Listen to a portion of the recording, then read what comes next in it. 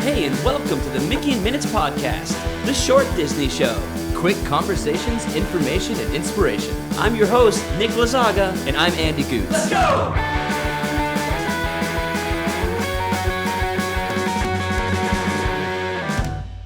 As you may know by now, the Dinosaur ride at Disney's Animal Kingdom is soon to be replaced by an all-new Indiana Jones attraction when this area of the park becomes a Tropical Americas themed land. But did you know that if it wasn't for Indiana Jones, Dinosaur would have never existed in the first place? On this second installment of the Dismantling DinoLand miniseries, I'm going to discuss how the Temple of the Forbidden Eye and the Dino Institute are actually kind of the same place. So grab your Dial of Destiny and hop in your time rover, because on this episode of the Mickey in Minutes podcast, I, your host, Nick Lazaga, am going to take you on a little journey through Disney history. On June 12th, 1981, a film was released that would change cinema forever, Raiders of the Lost Ark. This film was written by George Lucas and Philip Kaufman, directed by Steven Spielberg, and starred a young Harrison Ford as the adventurous archaeologist Indiana Jones. Sorry, they named the dog Indiana. He's Henry Jones Jr., but you call him Dr. Jones, doll. This film was the first in a franchise that would eventually include 5 feature films, a 28-episode TV show, 4 TV movies, more than 20 video games, 2 role-playing games, over 80 books, 1 live stunt show, and 3, soon to be 4, theme park rides. Oh yeah, and a pinball machine.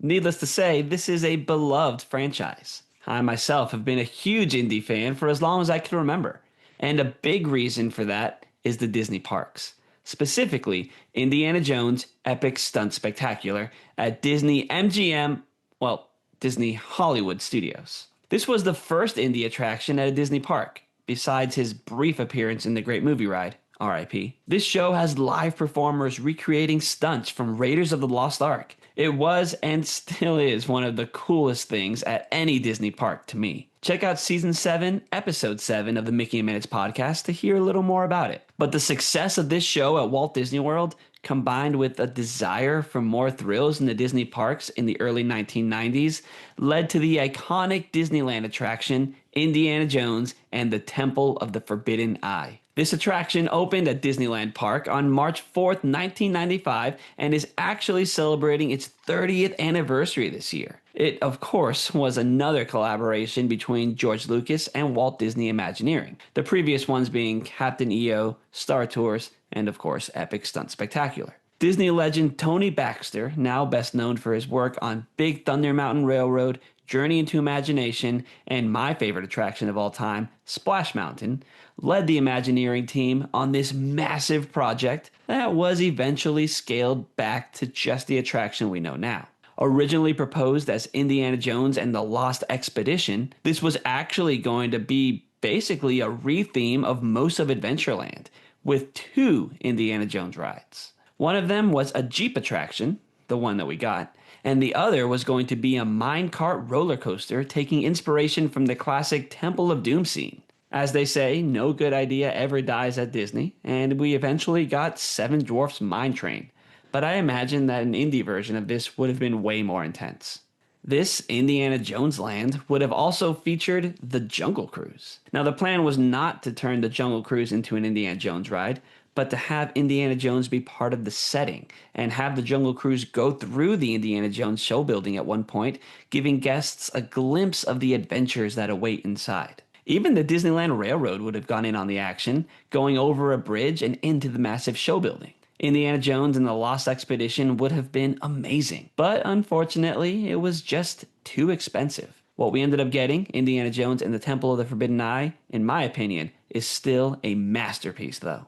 This attraction was set in the Lost Delta of India in the year 1935, presumably between the Temple of Doom, which also took place in 1935, and Raiders of the Lost Ark, which takes place in 1936, though the exact timeline is unclear. But the backstory is that Indiana Jones reassembles a map to an ancient temple that was built to honor a deity named Mara. She supposedly offers a gift to those who visit her, either eternal youth, earthly riches, or visions of the future, so long as they do not look into her eyes. This discovery literally becomes a tourist trap, and Sala starts to lead tours through the temple, but unfortunately, some people don't make it out. So, Indiana Jones sets out on an adventure to find the missing tourists and solve the mystery of the temple. The Imagineers invented a brand new ride system specifically for this attraction called the EMV, which stands for Enhanced Motor Vehicle. This essentially is a motion simulator like Star Tours,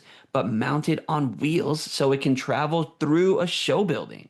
Genius. So for this attraction, they designed the EMV to look like a military transport vehicle. It takes you through the temple as though you are moving on rough terrain at high speeds, even though it actually maxes out at about 14 miles per hour. This unique ride system made it really feel like an Indiana Jones adventure, as you go over lava on a bridge, dodge flying arrows, see giant snakes, and barely make it past a rolling boulder. There are even a few Indy animatronics along the way. This is actually my favorite attraction at Disneyland. It's so cool. But I hear you saying, Nick, that's awesome, but what does this have to do with Dinosaur at Animal Kingdom? Well, the answer is that this attraction was just so awesome that Disney decided to build two more, one in Florida and one in Tokyo. The Tokyo version opened in 2001 and is called Indiana Jones and the Temple of the Crystal Skull, no relation to the 2008 film. In this version, people are searching for the Fountain of Youth in an Aztec temple somewhere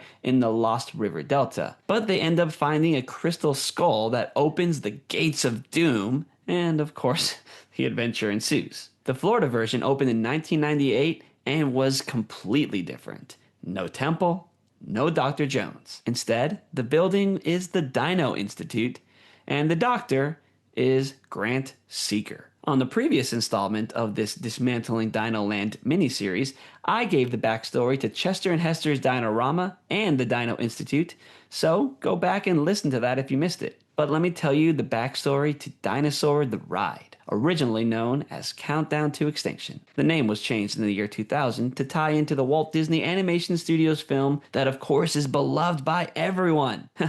Anyways, basically the Dino Institute is a research facility that also houses a museum with a wonderful fossil and bone exhibit. They're doing really well for themselves, as evidenced by the fact that they got a celebrity, Bill Nye the Science Guy, to do the museum narration. But they are way more advanced than it seems by them being located in a small, unassuming highway town. They actually invented a time machine. But instead of seeing the academic and historical potential of this invention, the greedy corporate owners of the Institute just see dollar signs. So they decide to charge for tours of the early Cretaceous period. But the scientists, of course, see this as a tool to actually study the dinosaurs and get up close to the creatures that fascinate them. One scientist, named Dr. Grant Seeker, has become particularly interested in the iguanodon. So he picks one of the tour groups at random, of course it's ours, to send on what he calls an unauthorized field trip to the late Cretaceous period to rescue an iguanodon and bring him back to the Institute. But his boss, Dr. Marsh, comes in and tells Dr. Seeker that he can't do that and that the coordinates are locked on for the tour. But as soon as she leaves, Dr. Seeker unlocks the coordinates and sends us off on his secret mission. He also reassures us that we'll be in and out before the giant meteor that caused the extinction of the dinosaurs hits Earth. Are we gonna make it? Is that our dino? Well, I don't want to spoil the entire attraction for you. Hopefully you get to ride it one more time before it closes for good sometime in early 2026. But I will tell you that this attraction uses the second generation of the EMV ride vehicle and has a ride layout that is very similar to its big brother Indy. So the adventure through the Cretaceous period is just as exciting, which is why it makes sense to turn it into an Indiana Jones attraction, which is what it seems like it was always meant to be. Well, kind of. Actually, when originally conceived, the attraction was going to be more of a slow-moving outdoor ride. Basically a prehistoric Kilimanjaro safaris with animatronics like the Jungle Cruise. But in 1993, then CEO Michael Eisner decided to make it a thrill ride. And in true Disney cost-cutting fashion, they decided to reuse the ride system and track layout that they had already started working on for the Indiana Jones adventure. But that didn't make it any less awesome. The ride opened on April 22nd, 1998 as Countdown to Extinction, and was just as thrilling as Michael Eisner had hoped.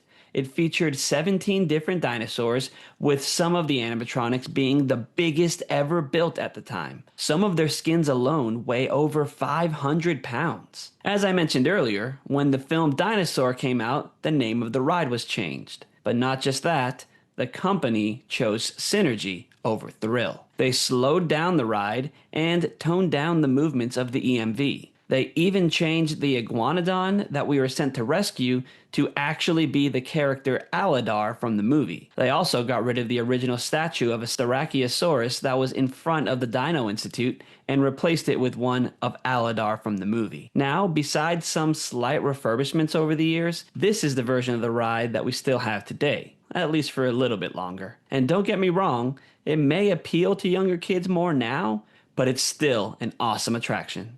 Now, I'm obviously very sad to see this attraction, along with what's left of DinoLand USA, go the way of Splash Mountain, Muppet Vision 3D, The Great Movie Ride, Maelstrom, Delta Dream Flight.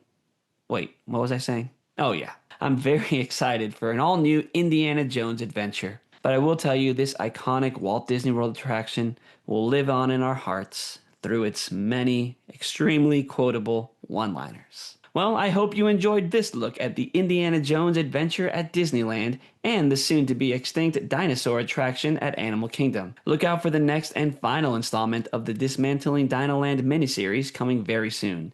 On that episode, I'm going to discuss what we know about the new Indiana Jones ride and the other attractions coming to the tropical Americas. Spoiler alert, we won't talk about Bruno. We also have tons of other episodes for you to enjoy on Apple Podcasts, Spotify, and YouTube. Subscribe so you don't miss any. And check out Mim Mondays. I go live every Monday on Instagram at 8 p.m. Central Time to discuss the latest Disney news with you and make Mondays magical. Follow at Mickey in Minutes to tune in. I hope to see you in the chat sometime. Well, thanks again for listening to the Mickey in Minutes podcast. I'll see you next time. Bye.